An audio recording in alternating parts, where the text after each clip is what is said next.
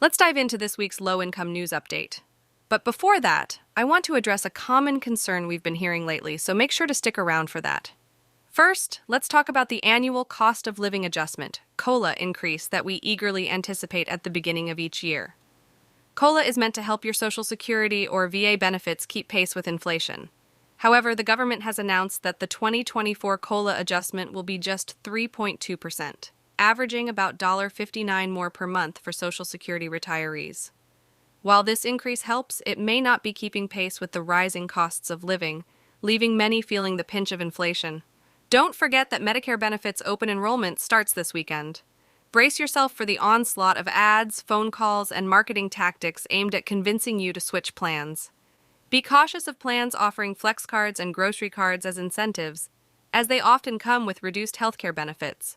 Seek help in understanding your options from organizations like your local senior center or area agency on aging.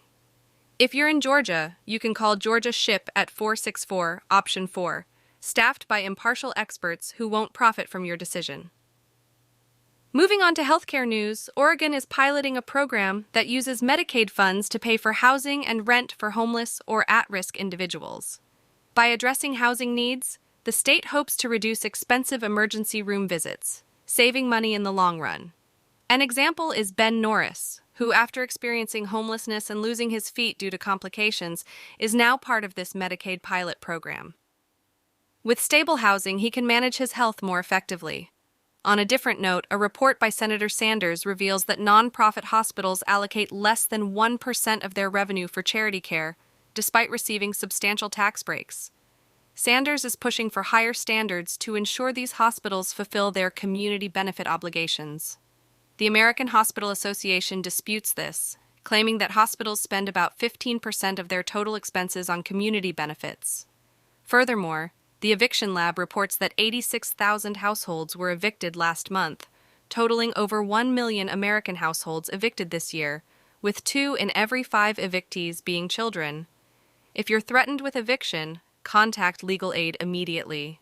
Legal aid agencies are prioritizing eviction cases, and you can also check our rent relief database on our website for organizations that can help you cover your rent. In Georgia, Senator John Olaf has launched an investigation into landlords abusing Section 8 funds, prompted by the shocking conditions in HUD-funded properties in Atlanta, such as Forest Grove. The investigation aims to assess government spending and HUD's knowledge of these situations. Coincidentally, Georgia also announced that applications for Section 8 are open, but act quickly, as the application window is only 3 days, from October 17th to October 20th. Regarding housing, I want to address a common complaint we receive. Some viewers believe that I'm offering false hope when discussing low-income housing that's in the planning or construction phase. However, I aim to provide early information because housing developments often fill up quickly, like a new senior housing complex in the Bronx, which opened this month but had its housing lottery in January. So please keep an eye on local news sources and housing agencies if I mention a development near you. I also provide weekly updates on settlements, as even small amounts can make a significant difference when you're struggling financially. Recent settlements include Facebook privacy issues, A&W, the Standard Market, WSC Property Management, and Cash Express. Some settlements are worth up to $750. TransUnion, the credit bureau, was ordered to pay millions for security freeze mistakes and inaccurate background checks for renters. Keep an eye out for further developments on this. For those seeking grants, our sponsor Skip offers options valued at up to $25,000, details of which are available on our website. St. Louis is launching a guaranteed income program, providing 540 families with $500 a month for 18 months. To be eligible, your income must be at or below 170% of the federal poverty level, with at least one child attending St. Louis public schools. The application process involves a random lottery, so stay alert to apply within the designated period. Finally, in our local news segment, we've found a multitude of events across 37 states this week.